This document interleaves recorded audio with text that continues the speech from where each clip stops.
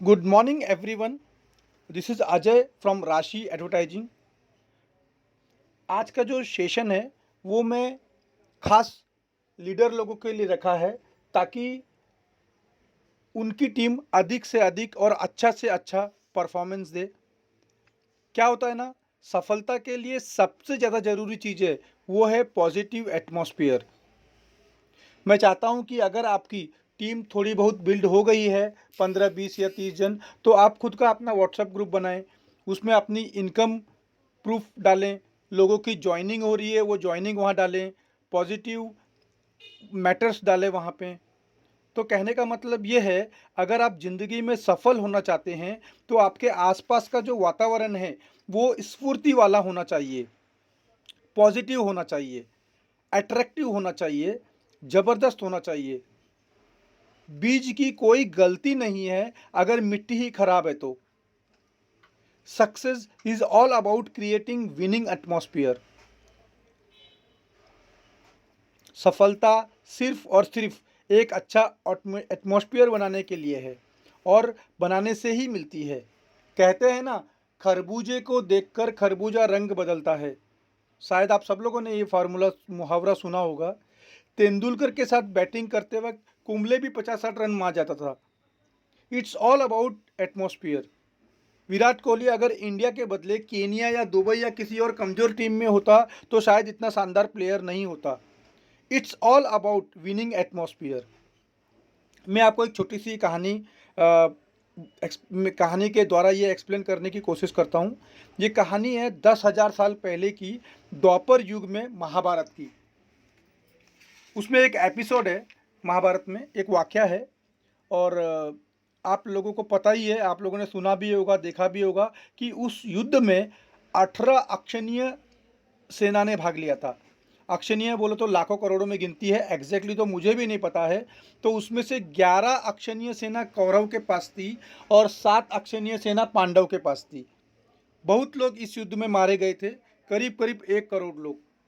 उसमें एक मार्मिक एपिसोड है। मतलब एक अभिमन्यु नाम का एक 16 साल का बच्चा है और उसको सबने घेर कर मारा।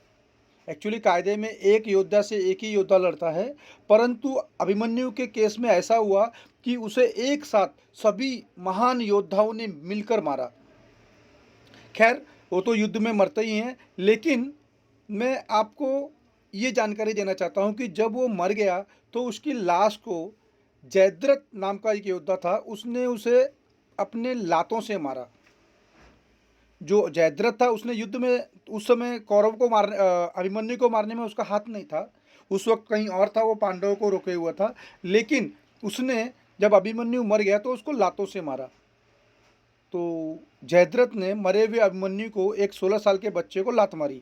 वध में शामिल नहीं था, लेकिन इतिहास ये बोलता है कि जब अभिमन्यु वध हुआ तब अर्जुन वहाँ पर अवेलेबल नहीं थे, कहीं और किसी युद्ध में या किसी और दिशा में गए थे। ये एक लंबी कहानी है, मैं उस पर नहीं जा रहा हूँ। परंतु मोरल ऑफ स्टोरी ये है कि जब अर्जुन लौट के आए और कृष्ण भगवान के साथ, तो उसको पता चला कि उसके बेटे अभिमन्यु का वध हो गया है। खैर, उसको उस बात का उतना दुख नहीं हुआ कि मेरे बेटे का वध हो गया, क्योंकि युद्ध क्षेत्र में योद्धा युद्ध गति को तो प्राप्त होते ही हैं। लेकिन उसको दुख इस बात का हुआ कि मरे हुए बेटे को जयद्रथ ने लात मारी, और वही मेन कारण है कि जिसकी वजह से अभिमन्यु का वध हुआ। इस बात से उसको इतना गुस्सा आया कि उसने अपने हाथ में अंजलि में पानी लिया और ये प्रतिज्ञा ली कि अगले दिन सूर्यास्त होने तक मैं जयद्रथ का वध कर दूंगा, और अगर नहीं कर पाया तो मैं अपने आप को अग्नि में समर्पित कर दूंगा या चिता पे जल जाऊंगा। अब जैसे ही उसने ये प्रण लिया, ये टारगेट रखा, कल शाम तक का गोल रखा, दोनों सेनाओं में हड़कंप मच गया। कौरव जो अपोजिट पार्टी थी खुश हो गई और पांडव उदास हो गए। अब कौरव इसलिए खुश हो गई कि उनको पूरी ताकत लगा के केवल एक दिन के लिए जयद्रथ को अभी अर्जुन के सामने नहीं आने देना था, और अगर एक दिन के लिए उन्होंने जयद्रथ को अर्जुन से बचा लिया तो युद्ध जीत गए, क्योंकि अर्जुन के अलावा पांडव कुछ काम के नहीं है। मेन सबसे जो मेन खंबा है वो अर्जुन ही है। अर्जुन अपने आप आत्महत्या कर लेगा। और पांडव इसलिए उदास हो गए क्योंकि अर्जुन ये क्या कर बैठा। अगर एक पूरे दिन में ये नहीं ढूंढ पाया तो क्या होगा, क्योंकि वैसे भी कौरव इतने कमज़ोर तो नहीं है। अब अर्जुन गया तो क्या होगा, खेल गया। और धर्म युद्ध क्या होता था उस ज़माने में, शाम होने के बाद युद्ध नहीं किया करते थे। जैसे ही सूर्यास्त होता था युद्ध रुक जाया करते थे। तो अगले दिन जैसे ही सूर्योदय हुआ, का शंख बजा और युद्ध चालू हो गया। अब पूरे दिन अर्जुन और श्री कृष्ण जयद्रथ को ढूंढने में लग गए। पूरा दिन बीत गया और जैसे ही सूर्यास्त होने वाला था, कौरव भी कुछ ना कुछ करके जयद्रथ को उन्होंने छुपा लिया। उनका तो कल एक ही काम था, कैसे भी करके जयद्रथ को ही छुपाना, कि उसको सामने नहीं पड़ने देना है। तो दिन चढ़ने लगा और जैसे जैसे दिन चढ़ने लगा लोगों की सांसें चढ़ने लगी। और जैसे जैसे दिन चढ़ा वैसे वैसे कौरव प्रसन्न, पांडव उदास। पूरी दोपहर निकल गई, युद्ध का केवल थोड़ा सा समय बचा हुआ था। और अर्जुन और कृष्ण का रथ एक तरफ दौड़े जा रहा है जयद्रथ को ढूंढने के लिए। और फाइनली क्या हुआ, सूर्यास्त होने को था और जब जयद्रथ अर्जुन को नहीं मिला तब सब थक हार के बैठ गए। अर्जुन भी हिम्मत हार गया। अब यहाँ देखिए, पांडव ने श्री कृष्ण की तरफ देखा, कहा कि प्रभु अब तुम्हारा ही सहारा है। तो श्री कृष्ण ने आंखों से कहा, कुछ चिंता मत करो, मैं कुछ करता हूँ। उन्होंने क्या किया, उन्होंने माया रची और बादलों को कहा कि तुम अपने बादलों से सूर्य को ढक लो। कहा जाता है कि उनके पास सुदर्शन चक्र है, उससे उन्होंने सूर्य को ढक लिया। तो इससे ऐसा वातावरण हुआ कि सूर्यास्त हो गई है। और उन्होंने क्या किया, एक विनिंग एटमॉस्फेयर बनाया। और जैसे ही बादल सामने आए, सूरज छिप गया और कौरवों को लगा कि सूर्यास्त हो गया है। कहते हैं ना, मूर्ख लोग अपनी मूर्खता भरी बातों सब जगह पर दिखा देते हैं। कहते हैं ना, गधे के सर पर सिंह नहीं होता, वो अपनी हरकतों से ही बताता है कि मैं गधा हूँ। जैसे ही सूर्यास्त लगा, जो कि हुआ नहीं था, कौरव लोग खुश हो गए और जयद्रथ आगे आ गया। और एक्चुअली देखा जाए तो और अगर एक आधा घंटा वो रुक गया होता तो कहानी कुछ और होती। परंतु कहते हैं ना, विनाश काले विपरीत बुद्धि।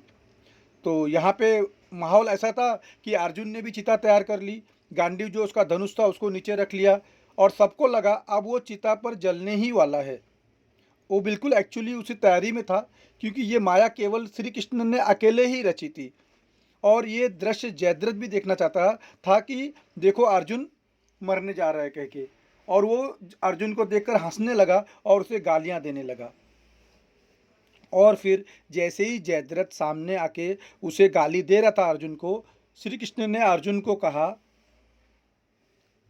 सामने देखो, जयद्रथ तुम्हारे सामने है और ऊपर देखो, सूर्यास्त अभी तक हुआ नहीं है। और उन्होंने बादलों को आदेश दिया कि तुम सूर्य के आगे से हट जाओ। और तुरंत ही पल भर में चारों तरफ सूर्य का प्रकाश फैल गया। अर्जुन ने तुरंत अपना गांडीव उठाया और अपनी प्रतिज्ञा पूरी कर ली। अब अगर अर्जुन ये सोचता है कि उसने जयद्रथ को मारा है तो सोचता रहे, हकीकत में जयद्रथ को किसने मारा है आप सब ने अभी सुन ही लिया।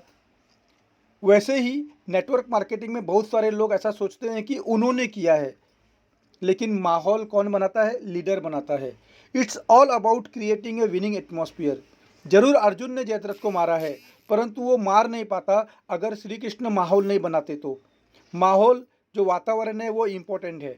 आप अपनी टीम को बेहतर माहौल दीजिए। जिन भी लोगों को टीम बन गई है, जैसे कि मैंने शुरू में कहा, अपना ग्रुप बनाइए और अपनी टीम को अपनी इनकम शो करिए, अपने कंपनी के डॉक्यूमेंट शो करिए, माहौल बनाइए जीत का। एक छोटा सा व्यक्ति भी जो कम पढ़ा लिखा है, गरीब परिवार से आया है, जिसमें कम टैलेंट हो सकता है, लेकिन अगर आपने उसको माहौल बना के दिया तो वो व्यक्ति भी आपको एक्स्ट्रा ऑर्डिनरी रिजल्ट दे सकता है। तो यह था आज का video. Thank you so much. आपका दिन शुभ हो।